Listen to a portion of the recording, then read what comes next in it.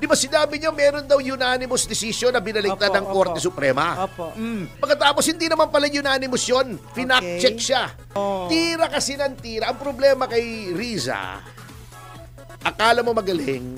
Nilinaw ng Korte Suprema na hindi unanimous ang decision nila sa isang kaso noong 2009 na binabanggit at taas noong pinagpipilitan pa ni Senator Risa Hontiveros sa panahon ng botohan sa Senado kaugnay sa issue ng impeachment trial ni Vice President Sara Duterte. Sa isang pahayag, harap-harapang tila sinampal ng katotohanan si Senator Risa Hontiveros sa pamamagitan ng tagapagsalita ng Korte Suprema na si Attorney Camille Ting. Sinabi ng Korte na ang ruling nila ng League of Cities versus Comelec noong 2009 ay hindi unanimous, taliwas sa sinasabi ng senadora. Sinabi rin ng Korte Suprema na hindi nila alam kung saan nakuha ng naturang senadora ang mga impormasyon na ito na pinangangalandakan pa nito sa Senado. Payo naman ng Korte Suprema sa senadora ay magsiyasat muna ng mabuti at i-verify muna ang mga nakukuhang impormasyon kung ito ba ay lehitimo.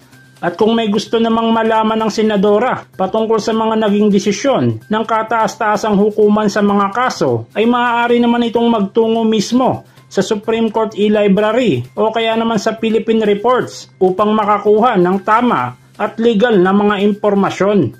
Anyway, bumanat na naman ang crush mo.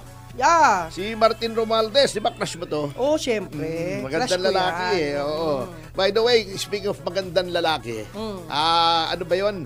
Merong kaninang sinabi, yung anti-bastos law. Pagka nilalait mo daw isang tao dahil sa kanyang anyo, ay labag sa batas. Pero wala naman akong sinasabi. Di ba sinabi ko lang naman magkakamuka si De Lima, si Luis Tru at saka si Kapunan? Wala namang masama ron kung magkakamuka sila, no? Sila ang nagbibigay ng basta magkakamuka eh. Ano magagawa natin? Di ba? Anyway, speaking of nanlalait, bumanat na naman si House Speaker Martin Romualdez sa di umano'y pagmamadali daw ng Senado na ilibing sa Eternal Gardens ang articles of impeachment. Ay, hindi po. Oo, anong nagmamadali na naman, Speaker? Galing po sa Supreme Court yun eh. Immediately executory. Tama si Senate President Cheese. Okay. Noong ang nakalagay sa Constitution ay forthwith, sabi nyo, madaliin. Mag-hearing agad. Kasi sabi nyo, forthwith. Ang ibig ng forthwith, immediately. Sabi daw ni Ontiveros. Pag sinabing immediately, sa lalong madaling panahon. As in now na. Ngayon, pag ang Supreme Court nagsabing immediately, ay, wag muna. Maghintay tayo. Extension pa. Yun ang sinasabi ko noon sa kanila. Forthwith sila ng forthwith. Bakit ngayong immediately executory? Ayaw nang i-forthwith. Pag sila, iba yung meaning. Oo. Ay, malungkot yun. Wag naman ganun. Eto pa talagang hypocritical tong mga anti-Duterte, di ba? Noon, sinabi nila, ang dami-dami, yan si Bella Santa Maria, si Monsod, sabi nila, hindi pwedeng ang Senado ang mag-determine kung may jurisdiction o wala. Dapat Korte Suprema. Walang kapangyarihan ng Senado. Daw? Oo. Di pumunta sa Korte Suprema. Sinabi ng Korte Suprema, walang jurisdiction.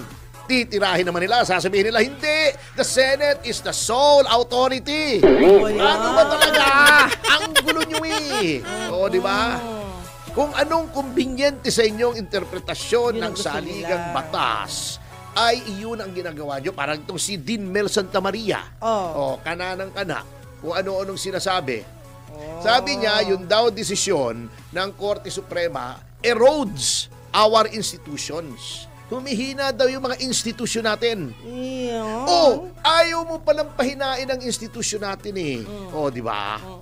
Bakit sinasabi mo na moronic? Words mo Bakit mura yun Sinasabi mo.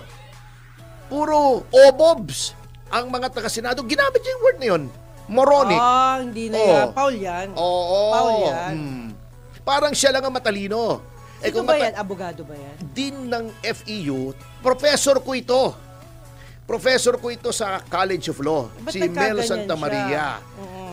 Yun nga graduate nga siya ng Ateneo, hindi nga siya ginawang dean. Noong College of Law, pinag-graduate na niya sa FEU nga Pero siya. kung minumura niya tayo o lahat ng tao. Hindi, ang Senado, minura Oh, niya. ang Senado, minura Hindi niya, ba pag okay. sinasabi mong moronic, sa halip na gumagamit ka ng legal argument sa Okay, Senado, oo. hindi ba pinahihina mo ang institusyon? Siya nagpahina. Oo. Hindi ba, di ba, nag-statement ang IBP? Opo. Attorney Santa Maria, sinasabi na sundin daw ang Supreme Court. Huwag daw magsasabi na dapat suwayin ang Supreme Court. Dahil pabor sa kanya. Tinamaan siya. Oh. Sabi niya, ano ba to? Patama ba sa akin to? Sabi niya, kung patama sa akin to, ay palpak ang IBP. Walang Oh. abogado na sinasabing huwag sumunod sa Supreme Court. Oh. Anong walang abogadong wala daw abogadong nagbabasto sa Supreme Court. Oh.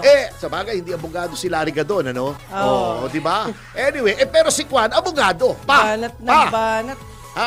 Baka madisbar na yan Ayari. Si Laila de Lima. Ano yung pinagsasasabi niya sa Supreme Court? Pagkatapos magsosorry siya. Ito style dilawan babanat ng babanat, mali naman bago magsosorry. Okay. Di ba si Laila de Lima? Banat siya ng banat. Opo. Hindi daw sila nakasagot. Hindi daw pinakinggan ng House. Nagdesisyon na lang ang Korte Suprema. Nung pinakita siguro sa kanya ng staff niya, ma'am, sumagot yung House, nag-file ng answer yung Solicitor General. Okay. Nag-sorry siya, mali daw siya. Mali daw. Pagkatapos, babanata yan, tatakutin niya ng impeachment ang mga mahistrado ng Korte Suprema dahil lang natalo ang House. Ayun. Babanat, mali, magsosorry, then babanat ulit. Risa Ontiveros, ganun din. In the halls of the Senate, bago sasabihin niya, kami ang fake news, ang lakas-lakas ng loob niya. Phrase Senate Republic na naman yung pagmumuka niya. Kayo, fake news. Siya yung fake news Di ba sinabi niya meron daw unanimous decision na binaligtad ng Korte Suprema? Opo. Pagkatapos, hindi naman pala unanimous yun. Finact-check siya nung cute na spokesman ng Korte Suprema na si Attorney Ting. Sabi, Ting. Sabi ni Attorney Melia, ang first team daw noon, Magiting. Maggie. Hindi naman Attorney Melia. Corny mo, Attorney Melia. Ala! Ang ganda nun Oo. Okay. Anyway, sabi sa kanya, ma'am, hindi po yung unanimous yung sinabi niyong kaso. Sabi ni Raisa, Raisa May yun Risa. Sabi ni Risa, sorry. Pero Sinabi ganun, niya ayan! Grabe. Nag-sorry siya. Oh. Tira kasi ng tira. Ang problema kay Riza, akala mo magaling, sinasabi lang niya lahat ng ipasa ng staff niya. Mali. Hindi Oo. siya nag-iisip. Ibig sabihin. Mali yung pinasa sa kanya ng staff niya. Di- Palagi ko, pagkatapos niyang sabihin yun at may nag-call sa atensyon niya na mali. Palagi ko, merong Malaking problema. mabango yung isang staff member niya. Palagi ko nasabon yun ng todo-todo. Napakabango noon. Oo. Kaya lang baka sabong panlabang ginamit doon. Mabango naman yung sabong panlabang. Oo, mabango na. Maputi pa. Yes. Puputi pa siya kasi maraming bleach yun Diba natatandaan mo si Silvia Latorre? Yes po. Labadami, labango. Kala mo Inabot. Yeah. Inabot yan. Di ba? Labadami, labango. Oo, yun. Palagay ko, ewan ko kung nasabon, mabango, o nag-impake na. Kinuha na yung mga gamit at umalis na sa Senado. Pero mo, napahiya mo yung boss mo, sinabi mo, ma'am, ito, banata nyo, nakakita ako. Unanimous, pero ni-reverse. Nga, sige, thank you banat siya. Banat. Bago sabi ng Supreme Binasa Court, lang niya excuse me, ma'am, mali po kayo, basahin yung ulit. Binasa niya, teka muna, nasaan si Juan? Halika rito! Ayun na. Totododon. Yun ang nakakatakot pala, Tony, sa lawyer.